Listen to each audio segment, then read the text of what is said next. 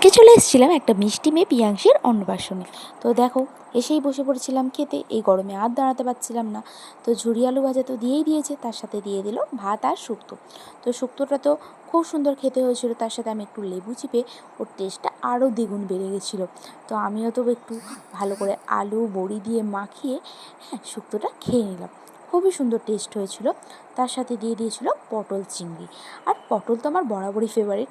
আর পটলের যে কোনো আইটেমই হোক না কেন, আমার তো খেতে দারুণ লাগে। তো পটল চিংড়িটা মুখের মধ্যে তো চালান করে দিলাম।